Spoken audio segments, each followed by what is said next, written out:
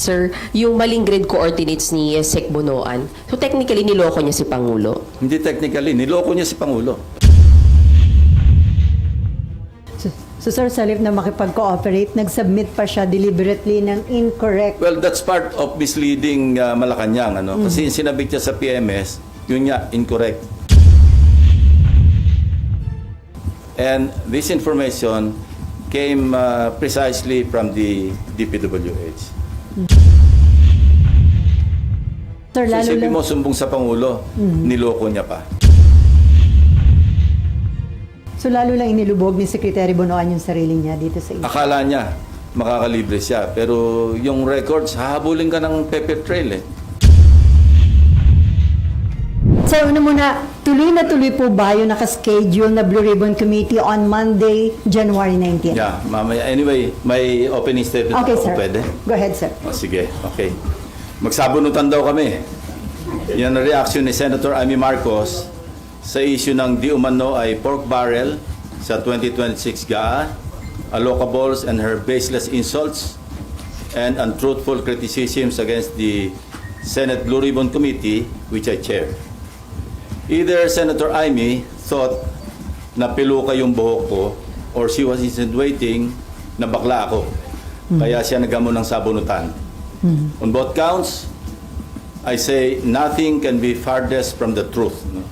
Una, hindi po piluka ang aking buhok. Idugtong ko na rin na walang peke sa mukha ko. Hindi rin pustiso ang ngipin ko. My teeth are all mine. Ulitin ko, walang peke sa anumang bahagi ng aking mukha. Pangalawa, lalong hindi ako bakla. At kung iniisip ni Senator Amy na bakla ako, wala siyang maaaring makita na macho dito sa mundo. Pangalawa, or anyway, please don't get me wrong, I have nothing against homosexuals. It is their choice and I respect them for that. But as far as I'm concerned, kahit hindi ako kagwapuhan, para sa akin, masarap pa rin na maging tunay na lalaki. At tulad ni na Tito Soto at Kiringo Hunasan, macho din po ako. Lalaking lalaki. Period. End of discussion. On Monday, January 19, we will resume the Blue Ribbon Committee hearings to further clarify some issues surrounding the flood control anomalies. Hence, we'd like to know more about the so-called Cabral files. Not necessarily from Congressman Leandro Leviste, although he is most welcome to attend and participate in the hearing. In fact, we're also sending an invitation to the Speaker of the House of Representatives. But we prefer to get it from the original and official source itself, the DPWH, Department of Public Works and Highways. In this regard, we are issuing a subpoena duces tecum to Secretary Vince Dizon with the end in view of consolidating all the files, including but not limited to what the late Undersecretary Cabral left before she died, and which are confirmed to be in the possession of the department and which the Blue Ribbon Committee needs to further enhance our inquiry and investigation. Nag-usap na kami ni Secretary Vince tungkol dito last Monday at kung ano-ano mga files at dokumento ang kailangan namin. In relation to this, I received reliable information that former DPWH Secretary Manuel Bonoan deliberately submitted to Malacanang incorrect grid coordinates of thousands of flood control projects all over the country which form part of the Sumbong sa Pangulo website. This resulted in grossly inaccurate data involving some 421 ghost projects on previously inspected flood control projects earlier reported to the public by the said department, and which they are now trying to rectify by comparing the records in their multi-year planning and scheduling, or MIPS, MYPS, project and contract management application, or PCMA, and other related documents that remain intact and in the possession of the department. Second, we would like to clarify persistent reports that former Speaker Martin Romualdez had purchased a house and lot in a plush subdivision in Makati City using the Discayas as front in the said sale. If verified to be true, this could possibly establish a direct connection between the former Speaker and the Discayas. In this regard, we may invite the former owner of the property to shed light. This is what I'm advising Senator Amy Marcos. Noise does not convict. Neither does it indict even who may be perceived as the most guilty in the FCP or flood control project saga. Only evidence does. Kaya kung meron siyang mayaambag na ebidensya para madiin ang kanyang pinsan, sumali siya sa pagdinig. Walang pipigil sa kanya at walang magbabawal sa sasabihin niya o gagawin niya. We would also seek further clarification from the so-called BGC boys and what prompted reports that they have recanted or planning to recant their testimonies before the committee or any other investigating body. I also intend to clarify with former Yusek Bernardo the circumstances behind a failed attempt by former Chief PNP and now MMDA General Manager Nicolas Torre to take him under the custody of the latter and find out for what purpose. We will also issue subpoena to personalities who snubbed our invitations during the last hearing under pain of contempt and arrest by the Senate Sergeant at Arms. With all that said, I'm ready to answer your questions.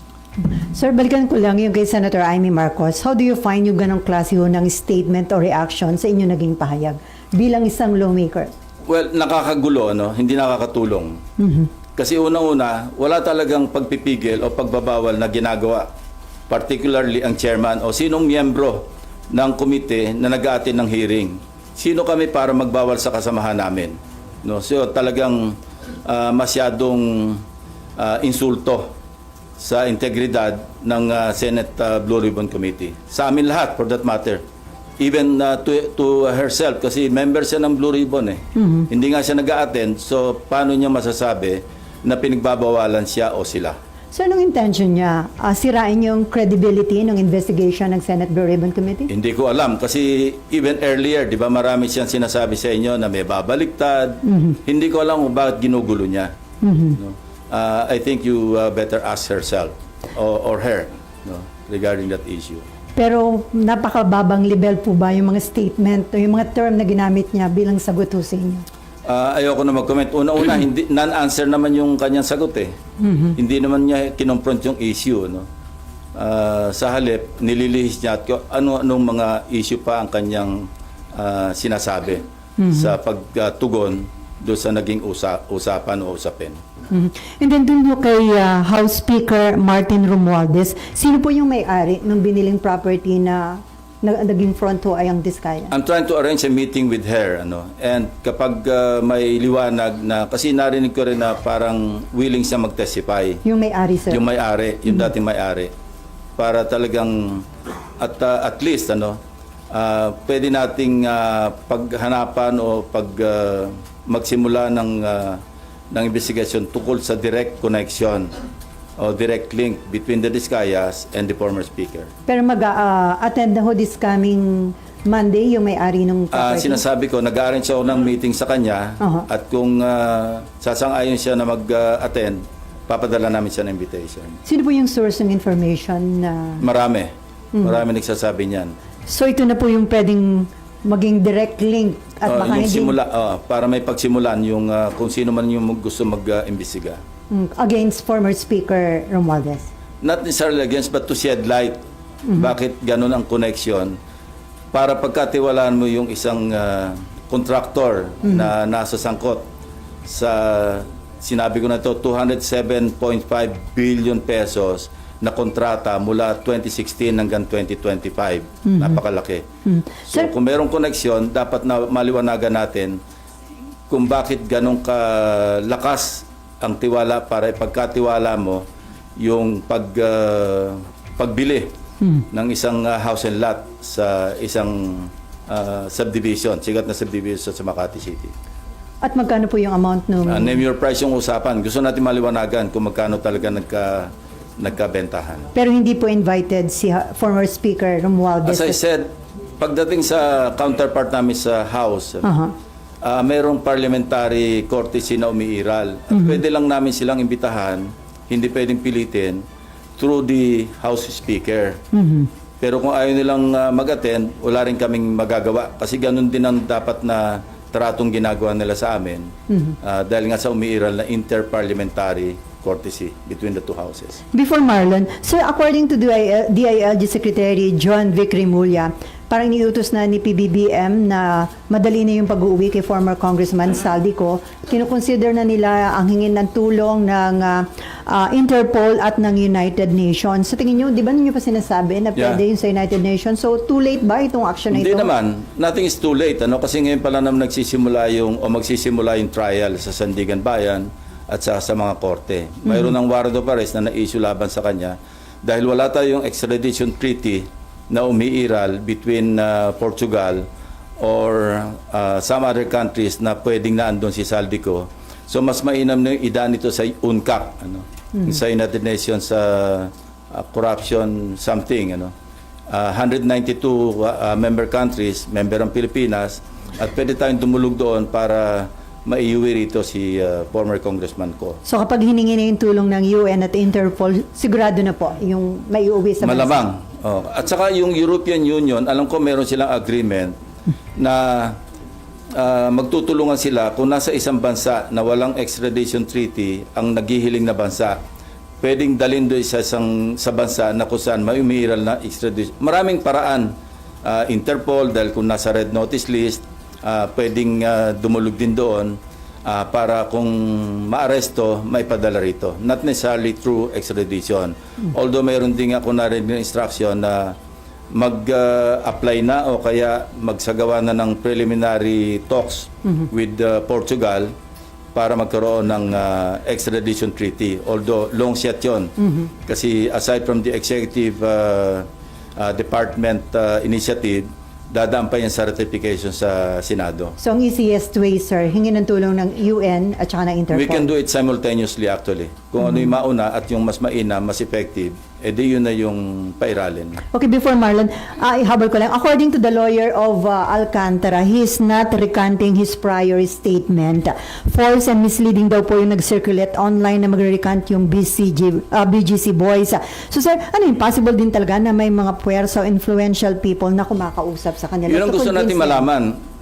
Sa kabila ng pagtanggi ng abogado ng kampo ni Alcantara, gusto pa rin natin malaman ano yung may mga attempt ba na nangyari para sila'y mag-recant?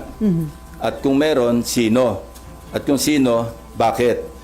Kaya ganun pa rin. Gusto pa rin natin maliwanagan yung istorya behind the reports na nag-recant na o nagpaplano mag-recant. Sina Alcantara, si Bryce Hernandez.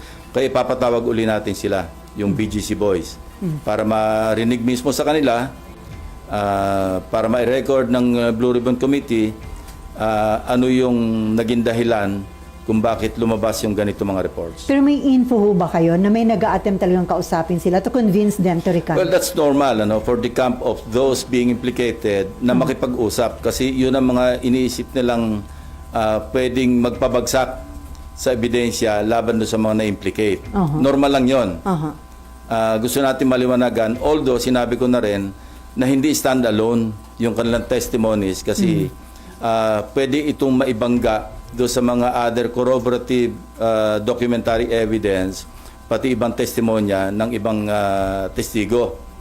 So, pero siyempre may epekto yun maski paano doon sa ebidensya.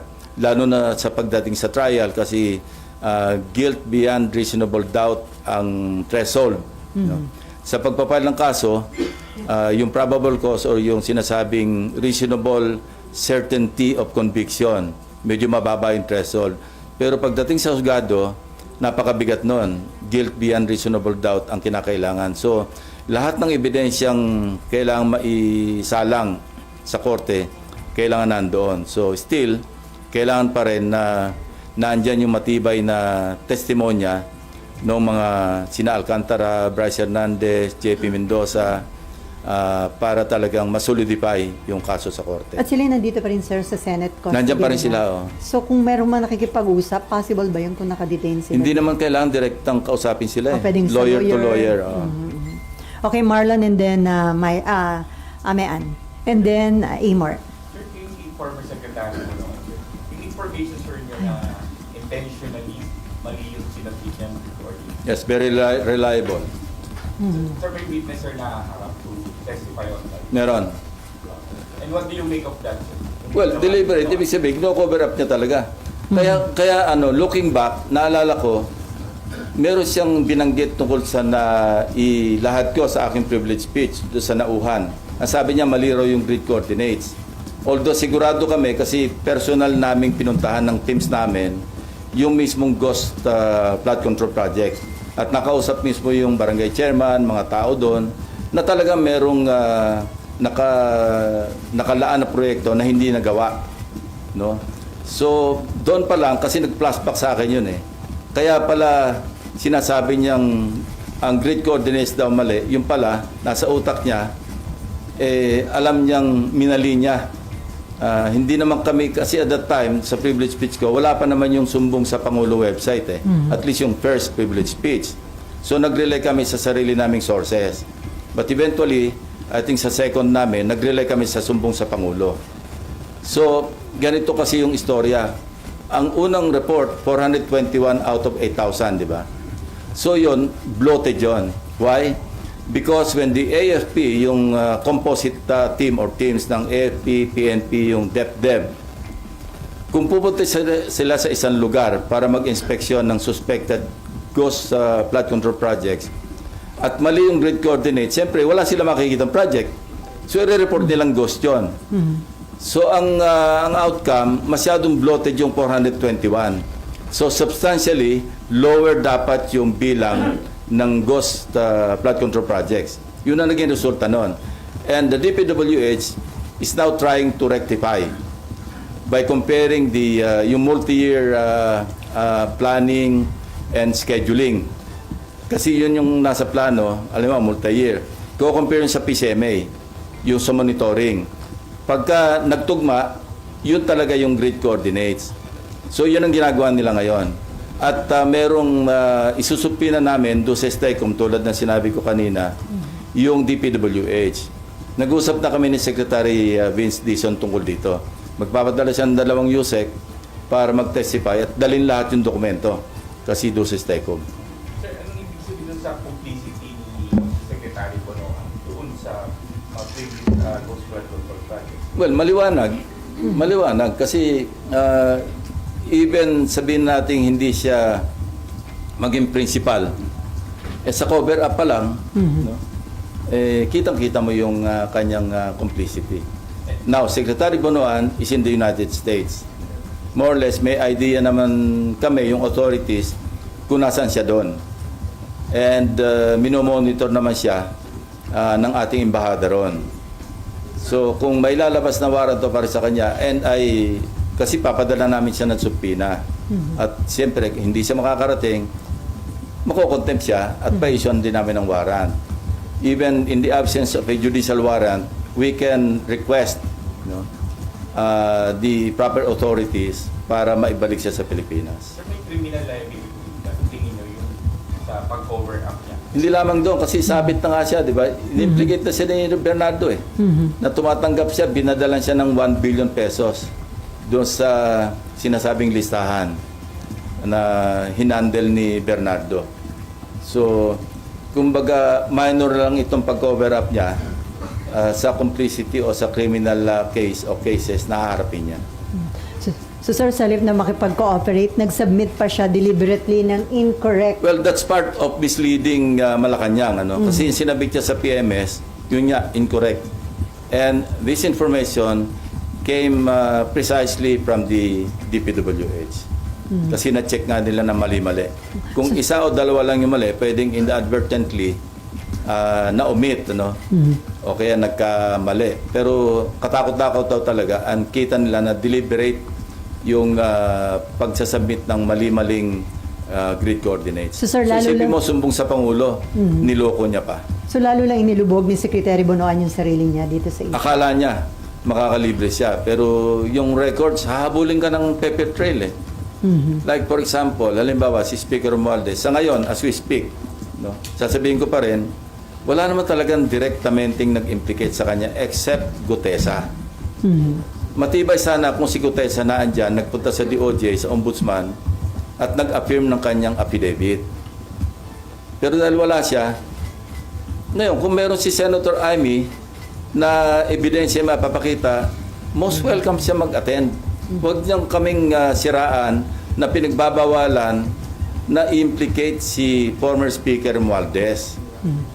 Kaya sa Lunes, kung meron siya pinanghawakan, pumunta siya, kung gusto niya, bibigyan ko siya ng isang oras para ilahad-lahat yung kanyang ebidensya kung meron. So sir, may nag-volunteer sa inyo para ibigay yung info tungkol doon sa biniling property ng... Yeah, May actually nag-volunteer. meron.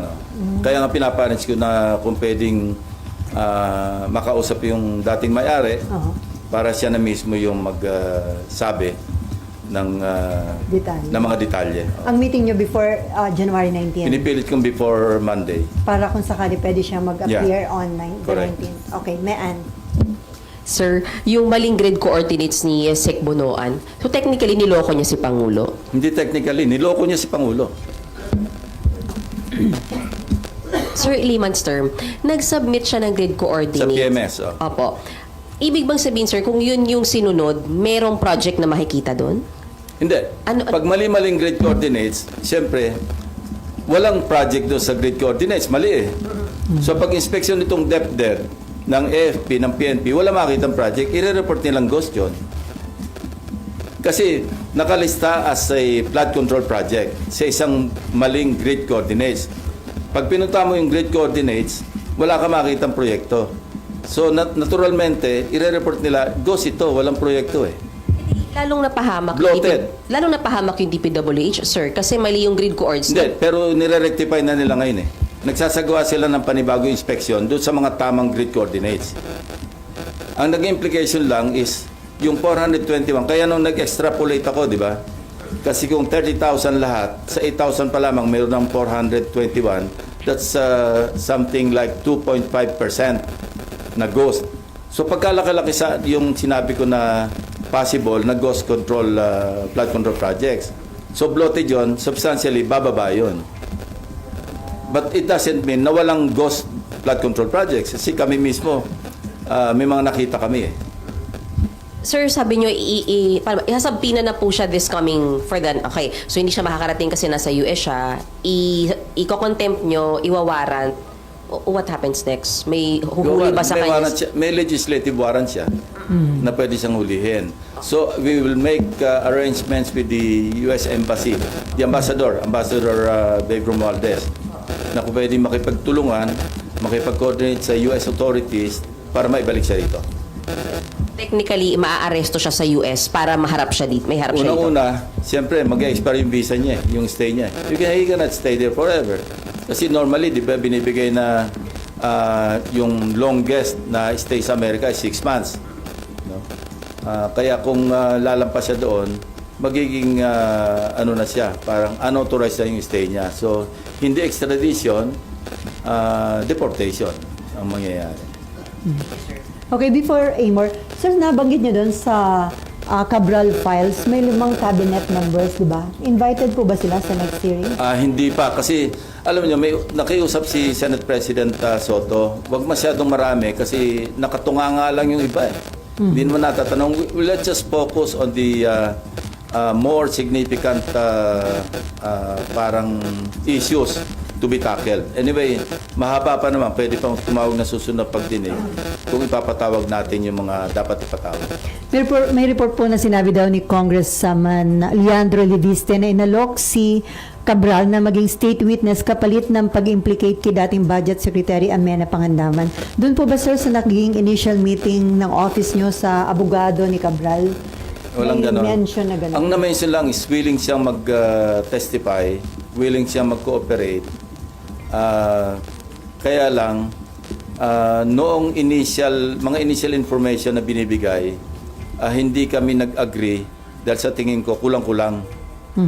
Kasi ang sinasabi lang doon, kinonfront namin siya tungkol sa sinasabi ni Bernardo na nadala sa kanya ng pera sa bahay niya, hindi ba? Ang sinasabi niya, katulad din nung unang meeting namin kay Bernardo, na sabi niya, Senator, hindi naman ako nagmamalinis. Siyempre, pagka birthday ko, pagka Christmas, niriregaluhan ako ng mga district engineers, regional directors, mga 100 million, mga ganon. So, doon pa lang, red flag na sa amin yon. Sino magbibigay ng birthday gift na 100 million? Maski ikaw ay undersecretary. So, nagsenyasan kami ng aking dalawang legislative staff na wag na naming gambalain kasi nga, nag-open up na. Ganon din yung kay Undersecretary Cabral. Through the lawyer, hindi ko naman nakaharap si Undersecretary. Ang preliminary namin noon yung lawyer. In fact, magmi-meeting ulit kami ng lawyer, I think tomorrow. Ni Cabral. Lawyer ni Cabral. Para anyway, kasi meron siyang binahagi sa aming dokumento rin. Ito na nga yung December 27, 2024 SARO na nanggaling sa unprogrammed appropriations. 50 billion pesos na 30 billion doon ay flood control projects. At doon sa 30 billion pesos worth of flood control projects, katakot-takot ang ghost. So, galing kay Undersecretary Cabral, kasama yun sa isusupina namin doon sa STECOM, sa DPWH. Lalo na sa files pa rin nila yon para ma-authenticate, para maging official yung pinanggali. Kasi unofficially, tinan over sa akin ng lawyer ni Undersecretary Cabral yon. So, kailangan manggaling mismo doon sa original source, which is the DPWH. At sabi nila, dadali nila. So sir, si Amena Pangandaman, hindi kasama doon sa 5 cabinet members? Saka na natin pag-usapan yung issue na yon. Unahin muna natin yung sinasabi ko na gusto sige. naming matakel muna. Okay. Amor, and then si Nympha, and then si Victoria. Opo. So, Sen, yung Cabral files, can we expect na matatakal na siya in detail by Monday? Yeah, I think so. Kasi imbitahin din namin si Congressman Leviste. Kung mag-a-attend siya, di mag-compare notes na lang sila ng DPWH. Anyway, naandyan yung DPWH, naandyan siya, andyan sa Blue Ribbon. So, pwede niyang i-kumpara yung kanyang files with those of the DPWH. So far, sir, may commitment yung DPWH na talagang magre-respond sila positively to the Yes. subpoena. Nag-usap na kami. Ni Secretary Vings. At saka pinag-usapan na namin kung ano yung mga dokumento na mapapaloob do sa aming subpoena do sa STECOM. Opo, and balikan ko po si former Secretary Bonoan. December 17, I think, sir, dapat yung pagbalik niya sa bansa, Correct. yun yung commitment niya. Sir, do you have information? Ano po bang plano? Bakit siya nagstay doon? Nagtatago na po ba? Or may balak na hindi bumalik ng bansa? Yun ang indication. Kasi ang pangako niya, siguro ang paalam niya, or I believe, I'm not sure na yung visa niya hanggang December 17 lang eh. I'm not sure. Kaya ang sinabi niya, babalik siya ng December 17. January na ngayon. So, sir, anong implications for you nung hindi niya pagbalik on time? Hindi ko alam kung ano yung kanyang iniisip. Pero mahirap. Ako lang yung nagtago na hindi nahuli. Mahirap magtago. And balikan ko rin po si former Speaker Romualdez. Sir, kung mapapatunayan na yung connection niya with the Discayas, I think ang nabanggit po ninyo ay ginamit as front yung Discayas sa pagbili ng property. Ano po yung implications naman dun sa kaso ni Romualdez? At the very least, yung direct connection or link niya with the Discayas. Kasi hindi lang ganun. Hindi naman siguro nag-ahente si Discaya. Kung siya yung front, siya yung lumalabas na bumili, ganun na lang kalaki ang tiwala. Kung totoo ni former speaker, kay Discaya. So, hindi ganun kababaw yung kanilang yung kanilang samahan. So, ibig sabihin, sir, kung may ganun silang connection, mas malalim pa yung ibang possible transactions nila. Correct. That is the implication. I'm not saying na cast in stone na talagang involved na talaga si former speaker. At least, we have something to start with, di ba? And sir, yun pong pagbili ng bahay, kinonfirm po yun nung may-ari, nung dating may-ari na si former True. Speaker at Diskaya yung bumili. Through third parties. Yeah. Nagkukwento niya nga yan eh. Kasi ang isa sa mga kwento, nung mapanood ng mga maid, sinadiskaya rito, ma'am, yan yung bumili ng bahay mo ah. Ganon. Yun yung konting detalye, no? But these are, of course, hindi galing sa, so to speak, yung horse's mouth. Kaya gusto natin, maimbitan mismo yung former owner na siya na mismo magsabi na ang kausap niya, mga diskaya. But hindi lang isang source ito, maraming sources ito. I've spoken to at least 3 sources na pare-pareho yung sinasabi. Pero di pa sure na darating may ari, sir. Hindi pa nagkakausap, pero may mga indication na gusto mag-testify. Pero sir, wala kayong hawak mga dokumento Wala. ng bentahan, Wala. ng proper, wala pa. Okay, meron ka pa? Okay, Nympha. Thank you. Sir, pa-clarify lang, tama po ba yung sinabi niyo kanina na si Bernardo is seeking custody kay... Hindi. It's the other way around. Okay. Si General Torre po. Nagulat siya noong meron nag-offer sa kanya na magbigay ng sanctuary. Kasi wala naman sa custody ng Senate si Bernardo. No? I think this happened before his third appearance. No?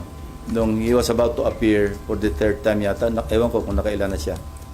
Nung nagkausap kami, kinuwento niya sa amin yan na sinabi sa kanya na pwedeng mag-seek ng sanctuary kung gusto niya. Pero pag labas niya doon sa pinanggalingan niya, nakita niya si General Torre. Umatras siya. Sabi niya, doon na lang ako kay Senator Lacson. Although he was not under my direct custody at that time. So nakita niya mismo at hindi siya pumayag na magpa-custody kay General Torre. Hindi ko nga alam. It was a big and still a big wonder sa akin. Bakit napasok sa picture o sa scene, sa eksena, si General Torre? Sir, papatawag niyo po si General Torre? Hindi pa. Gusto mo natin marinig kay Yusek Bernardo. Although nasabi niya na sa akin yan, hindi niya palang na-testify. Pero nasabi na, hindi lang sa akin, kundi sa harap mismo ng aking mga kasamang abogado. At meron din siyang kasama noong naikwento niya. Nagulat nga rin ako. Hindi na, that time, hindi na. Hindi pa rin siya MMDA. Kaya nga sir, anong authority niya para... Hindi ko alam. Pero sir, nakausap niya kayo or na-communicate kay General Binolunteer Torre? ni Yusek Bernardo sa amin yung information. Okay. Nawaglit lang sa isip ko na i-pursue yung anggulo na yon. Kasi ang dami nating inaasikaso pa mga issue at that time. Now, it just occurred to me, kasi naulit-uli yung usapan na yon doon sa aming meeting last Monday. Hindi ko na sabihin kung sino mga kausap. One of them, si Secretary Vince Dizon. So, Sir, kailan yung nangyari yung insidente? Yung nag-ano? more or less, before yung last appearance niya eh. Yan. Yung ano sir, yung may... Third na yata yung appearance niya na yun eh. yung before nung parang may ano yun, supplemental ano siya, testimony. Yeah. Yung huling-huli, bago yung huling-huli, between the second and the third, kung third yung huli.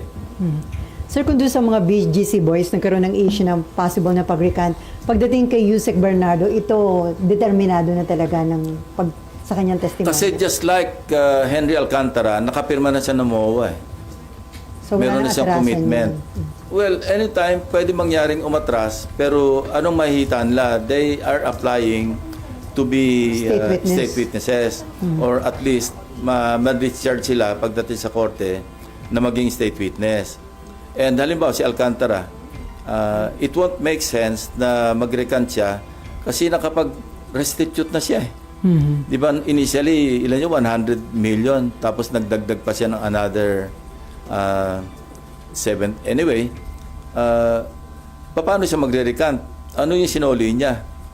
So mababaliwala yung kanyang panibagong statement at ma-expose pa siya sa another kaso na perjury. Kami mismo sa Blue Ribbon, we can initiate filing of perjury charges against him. And since na ipasa yung RA 11594 noong 2021, ito yung principally authored by the Senate President Soto. Tinaasan yung penalty eh.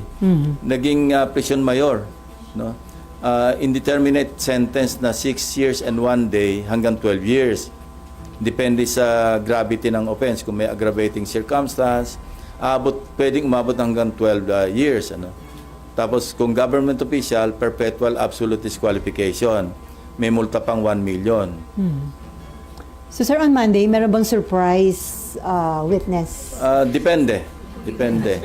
Pag ako nakita nyo, hilig nyo maghanap ng surprise witness. Pero may mga bagong witness. Bago na lang. At tingnan natin, actually, itong mga surprise witnesses, ito yung nakapagbigay ng mga bagong information, di ba? Na actually, minsan nakakagulat na hindi natin ine-expect. So, let's see kung meron. Kasi between now and Monday, we have a few days more, di ba? Okay, Daniel.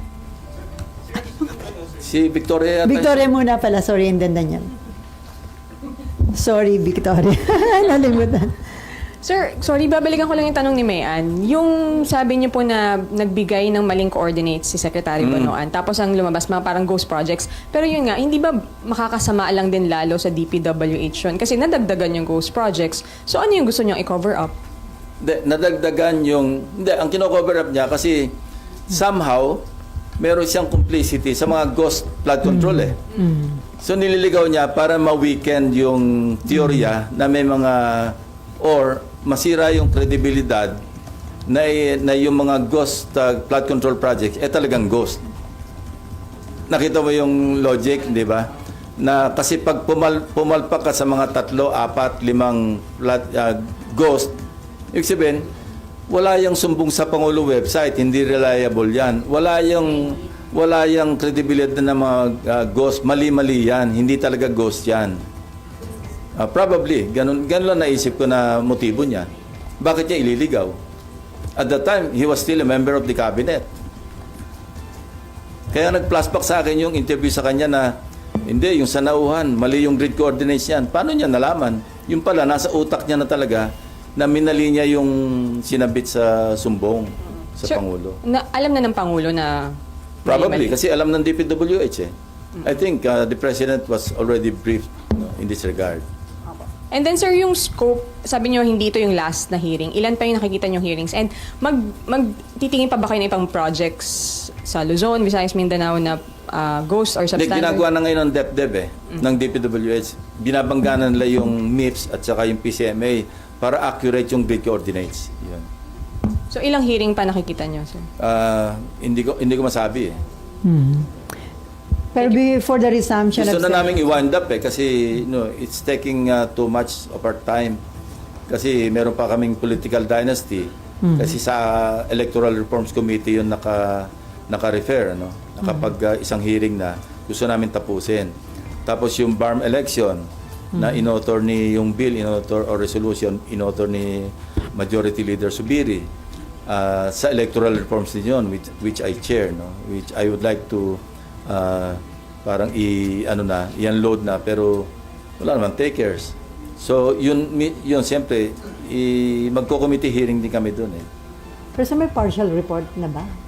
Dina-draft. Mahina itong mga staff ko. Sabi ko before mag-break noong December, tapusin nila eh. Ngayon wala pa. Wala, nakatingin lang sa akin, walang tumatango. Okay, meron pa. Sir, sorry, lalabas po ako ng flood control. May patanong lang po yung colleague ko, si Karen De Guzman. Ano lang po yung reaction nyo raw sa sunod-sunod na involvement ng mga police sa mga krimen?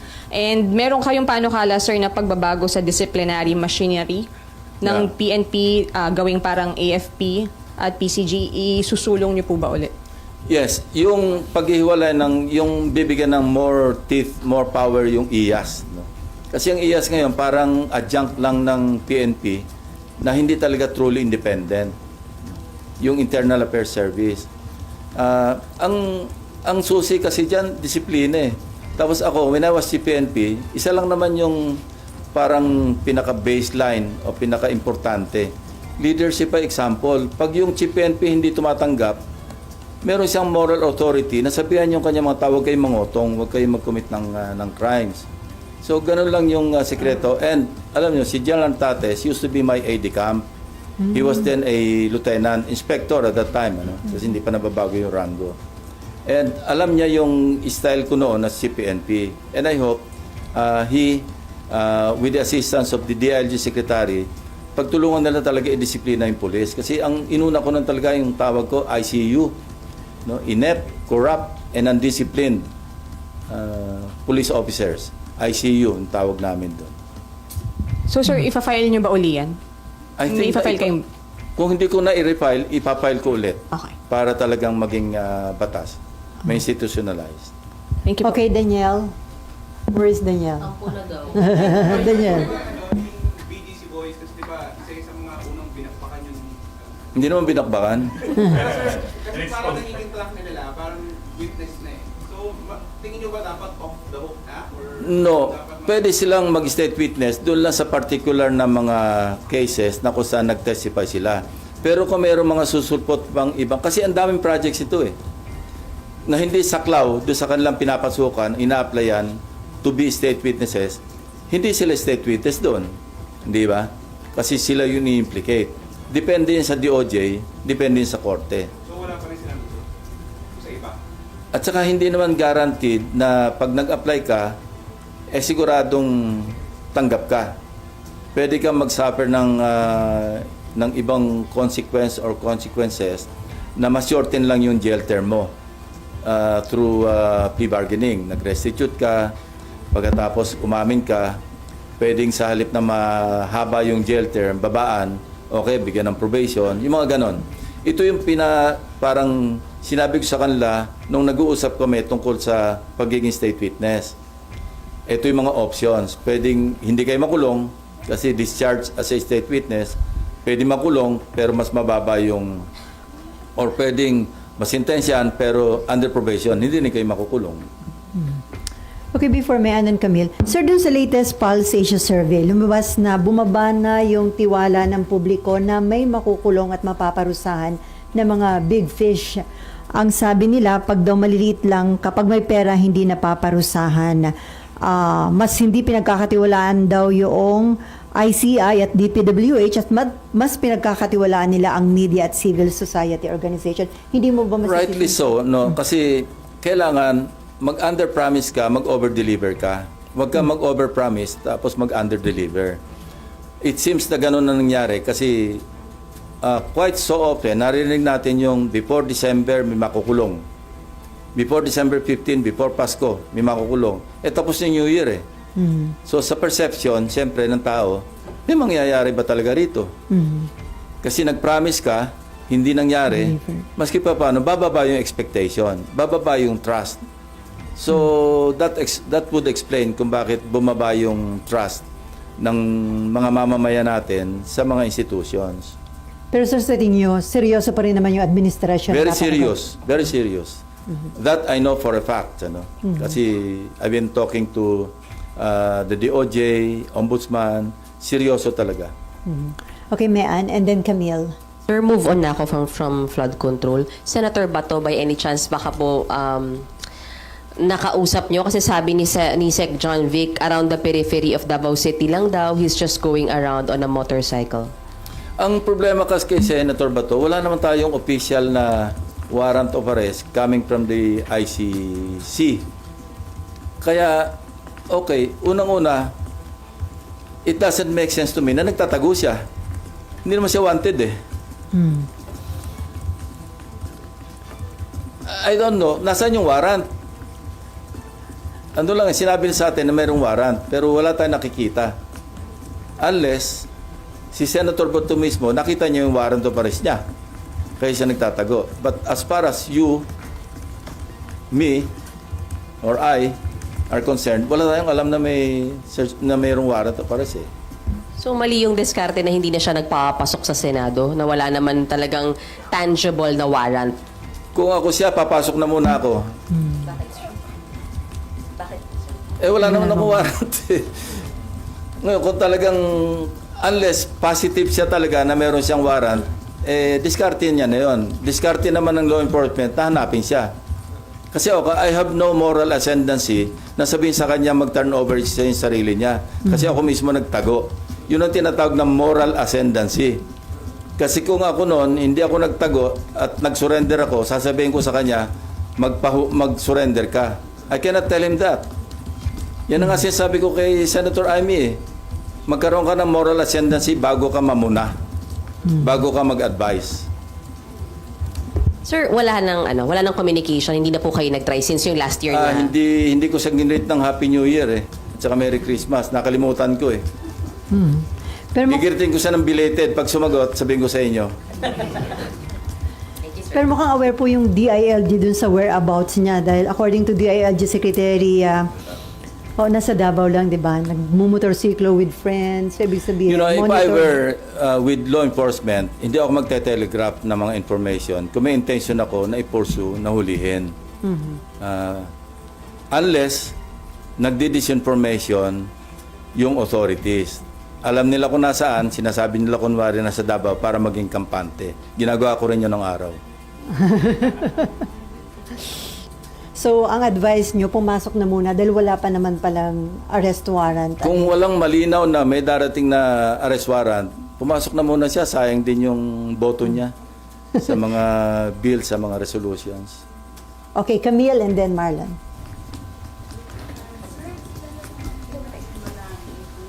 Nasaan na yun? Si Camille Balagtas. Walang, nasa ng microphone. Ayan. Sir Camille Balagtas po.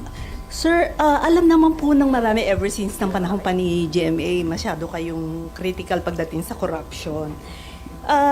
Personally, sir, kasi naging police din po tayo and yung inyong is corruption in the Philippines primarily a failure of laws, institution, or political will? And which one worry you most today? Lalo po, masyadong putok na putok yung corruption everywhere. Ang mas nakaka-worry yung naging kultura. Naging kultura na eh. Parang is no longer an exception. Parang nagsisimula kasi yan kapag wala napaparusahan. So, siyempre, nakikita ng mga sumusunod na, lulusot naman tayo eh. So, it's a combination of all the factors that you mentioned actually. Sir, where should accountability begin? Malacanang ba? Congress? Leaders. Mga leaders dapat magsimula yung responsibility at the very least Yung accountability, doon lang ito sa mga nagko-commit ng krimen o kaya ng corruption. Dapat maging held accountable at talagang magkaroon ng logical conclusion. Otherwise, pamamarisan talaga eh.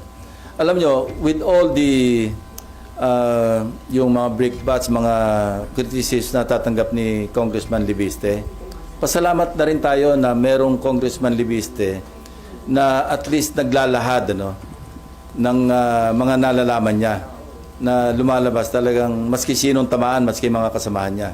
No, I'm not referring to Kiko Barsaga, ibang level naman 'yon. At least si Congressman Leandro Libiste, being raw, very raw as he is as a politician, hindi yung para makapag-put on the spot sa mga iba't ibang personalities. Wag na yung may motibo siyang political. The mere fact na meron siyang sinishare sa media, sa atin, at least merong vanguard, merong parang deterrent na merong isa na talagang magsasalita come what may. Anyway, on the side lang ito. Nag-message nga sa akin si Senator Legarda. Sabi niya kung pwedeng ma-advisean to at least calm down a little. In fact, nag-arrange ka ng meeting si Congressman Libiste with me. And yun ang request ni Senator Legarda kasi nga dumadaing daw sa kanya. Sabi niya, bakit si Senator Lacson ganun din naman ang ginagawa? Bakit ako ganitong katindi yung balik sa akin? So ito yung pagiging raw na hindi niya alam yung laro sa politika. Na siyempre, pag bumabatikos ka, mag-expect ka rin na babalikan ka. Not necessarily totoo yung binabalik sa iyo, pero ilalagay ka rin sa position na maging defensive ka. No? Ako, I've stayed long enough sa politics to understand na mangyayari talaga yun. But Congressman Libiste, that's why, somehow, my heart goes out to him, ano? Lalo nang dumating, umiiyak daw kay Senator Legarda. Bakit ako? Bakit ganito yung paninirala sa akin? Alam ko, Senator Ping, dumaan din siya sa ganyan. Pero mas matindi raw yung balik sa kanya. So, sir, may intention na patahimikin si Leviste? Well, from several quarters, why not? Kasi nga, siyempre, tinatamaan sila. Di ba ganyan din ginawa sa akin ni GMA? Hanggang sa talagang nag-fabricate ng kung ano, Ador Mawanay, no? Ginawa akong money launderer, ginawa akong drug lord. Ganyan, part ng ano yan eh. At that time, kasi neophyte din ako noon, I could not understand. No? But now, looking back, naintindihan ko na. Yun talaga yung laro eh. So, may schedule kayo na meeting with Congressman Leandro? Hindi pa na-schedule, pero noon pa yan eh. Noon pa nagre-request ng meeting. Dahil nag-worry Hingi ng advice. si Senator Nangingi lang ng Loren. advice. Oh. Not through Senator Loren. Direkta naman siya. Meron naman ng number sa kanya. May number ako sa kanya. Kaya... Ate, okay, Leandro. wag yung bara-bara. At sabi ko na rin kay Senator Loren na ano, parang i-telegraph niya ng konti. Wag yung araw-araw nasa TV siya. Kasi di ba nakakaumay din. Okay, Marlan. Sir, initially, yung binabanggit niyo na 421 Ghost Parks, or less than that, initially sa may figure kayo doon kung magkano? Hindi, sila yun eh. Doon nang galing eh. Kaya nag-extrapolate ako sa 30,000 kung 2.5% ang ghost. Tapos in-equate ko doon sa total amount ng mga flood control projects. Doon lumabas yung pagkalaki-laki numero. And I remember, I recall, during the hearing, di ba kinonfront ko si Undersecretary Bistar? And parang very reluctant, tentative yung kanya sagot. Hindi diretso. Yung pala at that time, he already knew na merong ganong pangyayari na mali-mali yung grid coordinates. Hindi siya makasagot ang diretso nun eh.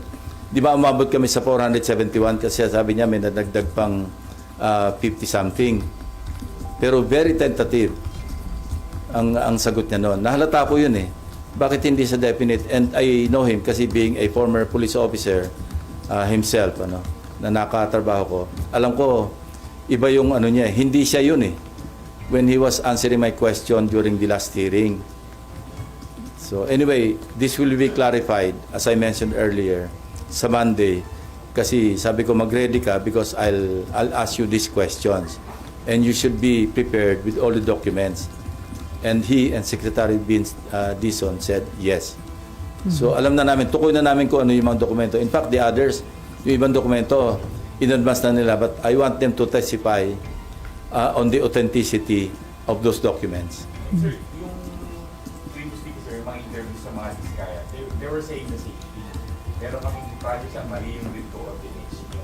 Do you think coordinated pati yun, yung pag-cover up na yun? Hindi ko alam. Although, yes, I remember, may sinasabing mali yung grid coordinates. Although ako, I will maintain na yung case studies namin, yung 6 na nakuha namin mga ghost projects, ano yun, eksakto yun. Kasi hindi lang naman isang source ang pinanggalingan ng grid coordinates. Kinuha rin namin yung grid coordinates, hindi lang sa sumbong sa Pangulo, kundi sa DPWH website mismo. Kasi nasa open source naman yan eh. Alam namang i-research ng mga staff ko, yung sa open website, yung grid coordinates ng particular projects. Kasi may project description eh.